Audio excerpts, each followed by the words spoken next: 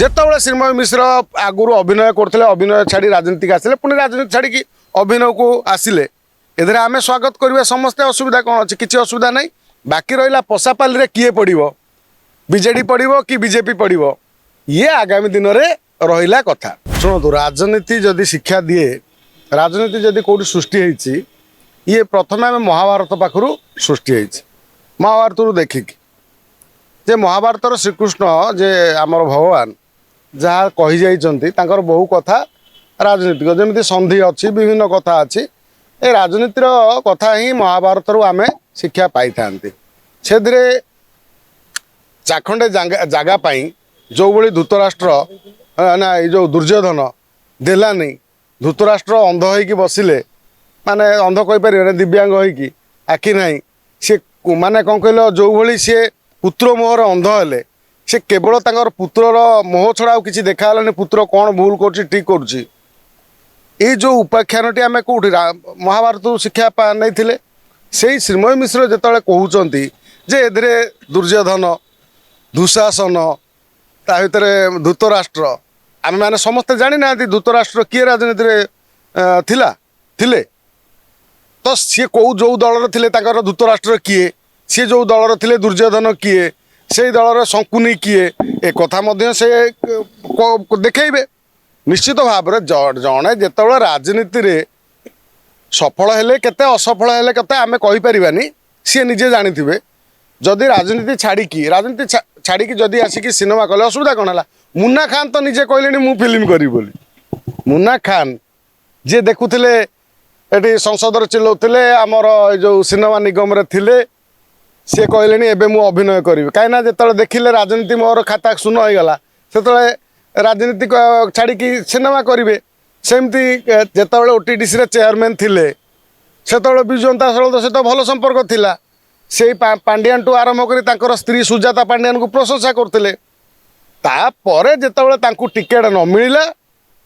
କେଉଁଠି ଯେଉଁ ସାଂସଦ ଟିକେଟ୍ ସାଂସଦ ପାଇଁ 2024 ନିର୍ବାଚନରେ ତାଙ୍କୁ ଦିଆହେଲା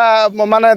କୁହାହେଲା ଯେ ଘୋଷଣା କଲେ ଯେ ଏଥର ଶ୍ରୀମୟ ମିଶ୍ର ନେବେ ଟିକେଟ୍ সেই হিসাবে তাঁকু বুলাইলে বহু জায়গায় ব্যানর পোস্টর ভুবনেশ্বরে মধ্যে চারিআড়ে লগা হয়েছিল দুর্গা পূজা সময় লা বোধ হুয়ে সে সময় আমি দুর্গা পূজার দেখিছেন কেতে কেতে বড় বড় পোস্টর স্টাଣ୍ଡି লাগিଥାଏ ସେତେବେଳେ ସିଏ ଯେତେବେଳେ ଯିବେ ଯାହାଙ୍କୁ ଫୁଲମାଳ ଦେଇକି ବିଜୁ ଜନତା ଦଳ କର୍ମୀ ମାନେ ସ୍ୱାଗତ କରୁଥିଲେ କିନ୍ତୁ ରାତାରାତି ଖେଳ ବଦଳିଗଲା ତାଙ୍କୁ ନାଁ ହଟେଇ ଦେଇକି ଆଉ ଜଣଙ୍କୁ ଦିଆହେଲା ଇଏ କେଉଁଠି ନା କେଉଁଠି ଗୋଟେ କିଏ ଗୋଟେ ଶଙ୍କୁନିର ପଶାପାଲିର ଖେଳ ହେଇଥାଇପାରେ ତେଣୁ ସେଇ ହିସାବରେ ସେ ପଶାପାଲି ନାଁଟିଏ ଦେଇଛନ୍ତି ଯାହା ଗୋଟେ ଭଲ କଥା ରାଜନୀତିରେ ଆମେ ଶୁଣନ୍ତୁ ଆମେ ରାଜନୀତି ବୋଲି ଗୋଟେ ହିନ୍ଦୀ ଫିଲ୍ମ ନଥିଲା କଙ୍ଗନା ରାନାୱତରୁ ଆରମ୍ଭ କରି ଆଲିଆ ଭଟ୍ଟ ଆଦି ବହୁ ରାଜନୀତି ଫିଲ୍ମ ଆମର ଦେଖିଛନ୍ତି ରାଜନୀତି ମଧ୍ୟ ଗୋଟେ ଫିଲ୍ମ ହେଇପାରେ ରାଜନୀତି ତ କ'ଣ ସମାଜରେ ଘଟୁଥିବା ଘଟଣାକୁ ନେଇ ତ ଚଳଚ୍ଚିତ୍ର ମାନେ ସମାଜର ଆଇନ ହେଉଛି ଚଳଚ୍ଚିତ୍ର ବା ନାଟକ ସେଇଭଳି ନାଟକ ଯାହା ସବୁ ହେଇଛି ସେଇଟାକୁ ସେ ଚଳଚ୍ଚିତ୍ର ମାଧ୍ୟମରେ ଦେଖେଇବେ ଓଡ଼ିଆ ସିନେମା ଯେତେବେଳେ ଆପଣ ଦେଖୁଛନ୍ତି ଗୋଟେ ସିନେମା ହେଉଛି କେଉଁଭଳି ପ୍ରମୋସନ୍ ହେଉଛି ମାନେ ପ୍ରମୋସନ୍ ସିନେମା ହଲ୍ ଭିତରେ 10ଟା ନଥିବେ କିନ୍ତୁ ବାହାରକୁ ଆସିଲା ବେଳକୁ କିନ୍ତୁ 50ଟା ଲୋକ କହୁଥିବେ ବଢ଼ିଆ ଫିଲ୍ମ ହେଲା ବଢ଼ିଆ ହେଇଛି ରିଭ୍ୟୁ ବଢ଼ିଆ କୁହନ୍ତି ଯଦି ଆରମ୍ଭରୁ ତାଙ୍କର ପ୍ରମୋସନ୍ ହେଇଗଲାଣି ଗାଁରେ ଲୋକ ଜାଣିଗଲେଣି ଟିଭିରେ ବସିକି ସିଧାସିଧି ଭାବେ କହିଲେଣି ଏ ତ ଭଲ କଥା ଓଡ଼ିଆ ଚଳଚ୍ଚିତ୍ର ପାଇଁ ଆଗାମୀ ଦିନରେ ଓଡ଼ିଆ ଚଳଚ୍ଚିତ୍ର ଗୋଟେ ଭଲ ଟଙ୍କା ରୋଜଗାର କଲା ଭଳିଆ ଚଳଚ୍ଚିତ୍ର ହେବ ଆଧରେ ଡାଇରେକ୍ଟର କିଏ ପ୍ରଡ୍ୟୁସର କିଏ ଆମେ ସେ ଆଡ଼କୁ ଯିବାନି ସିଏ ତାଙ୍କର କେତେ ଏକ୍ସପିରିଏନ୍ସ ଅଛି ନାହିଁ ସେ ତ ଆମେ କହିପାରିବାନି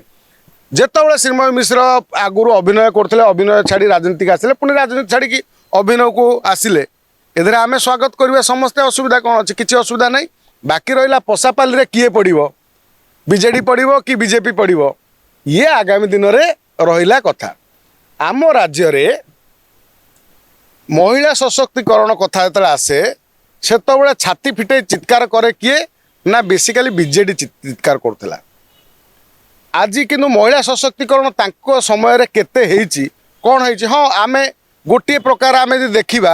ଯେଉଁ କାମ ହେଇଥିଲା କ'ଣ ଏଇ ଯେଉଁ ମିଶନ ଶକ୍ତି ମାଧ୍ୟମରେ ମହିଳାମାନଙ୍କୁ କରିକି ଏକତ୍ରୀକରଣ କରିବା ସେ ରାଜନୈତିକ ସ୍ୱାର୍ଥ ପାଇଁ ହେଉ କ'ଣ ପାଇଁ ହେଉ ଗୋଟେ ଭଲ ପ୍ରୟାସ ଥିଲା କିନ୍ତୁ ଇତିଶ୍ରୀ ବେବିନା ପିଉ ପରି ମଧ୍ୟ ତାଙ୍କ ଭିତରେ ନ୍ୟାୟ ପାଇନାହାନ୍ତି ଆଜି ଯେତେବେଳେ ଓଡ଼ିଶାରେ ବିଜେପି ସରକାର କରିଛି सेतबे आम देखुँ सौम्याश्री भाया और निर्यातना केस होची जोटी सी झील को नहीं जाऊँगी स्वामी पाखक शाशुघर तक हाणी दौरान ब्रह्मपुर ना कौटी ये बहु नारी निर्यातना होची नारी निर्यातना जुगे जुगे तो आमको होची किंतु सरकार यहाँ केते कंट्रोल कर सरकार आईन प्रशासन उपरे निर्भर करे शासन उपरे एठी जो श्रीमय मिश्र जड़े महिला जदि आसिकी गोटे फिल्म करने चेष्टा करुँच राजनीति में सफल हो पारे न हो पारे आपण मैंने कहे जो राजनीति से बहुत दिन धरी बीजेडी रे बीजेडी कौन सी एकुटिया थे बीजेडी आउ अभिनेत्री नथिले बहु अभिनेत्री थे किंतु आज हरि अवार्ड पाइला परे बहु राजनीति हुए मात्र बीजेडी समय जो अवार्ड मिलूला क्या अवार्ड मिलूला कौन दुनिया देखी ना जार स्मरण शक्ति कम थी सी भूली जाई पारे आज हरि जो भाई चित्कार होची किंतु से समय किए किए सब पाऊले किए केते तेल मार सी से अवार्ड पाइब ये भाई से हम काली राज्य में कांग्रेस जी शासन कर से हम ये रहा बाकी सिनेमा सिनेमा जदि गोटे राजनीतिर गोटे कमर्शियल फिल्म गोटे कौन माने कॉमेडी एक्शन ड्रामा को लेकिन ट्रेजेडी को नहीं गोटे सिनेमा होटा ओडिशा भल कथा ओडिया फिल्म इंडस्ट्री भल कथा यापर श्रीमय मिश्र एतिकी टिके फिल्म करिया भितर टिके चलचित्र निगमर कहानी टिके कहले हाँ कहीं जो 200 कोटी टंका जो आसीथिला से काम कौटी खर्च है क्या तो केते जाइछि आ सेठी केते काम होइछि कलिंग स्टूडियो गोटे ओडिशा रे गोटे सिनेमा संपूर्ण काम करिया पई संपूर्ण सेठी सेटअप अछि कि नाही से बाबदर थोड़े आलोचना करंतु यापर कहीं आगामी दिन में जब तुम गोटे फिल्म सफल है आगामी दिन में आउरी फिल्म तैयारी हम तेणु कलिंग स्टूडियो प्रति जो जो होता अन्याय ता प्रति टिके मुँह खोलतु बीजेपी सरकार रे आसिला परे कलिंग स्टूडियो पाई कौन कौन कर कलिंग स्टूडियो जो 200 कोटी टका स्काम होता से पाई केते आकु कमिशन बसौं कि तदंत कर ये देखा बाकी रहा जहाँ भी हो श्रीमय मिश्र जदि गोटे फिल्म करुँच आम समस्ते स्वागत करवा।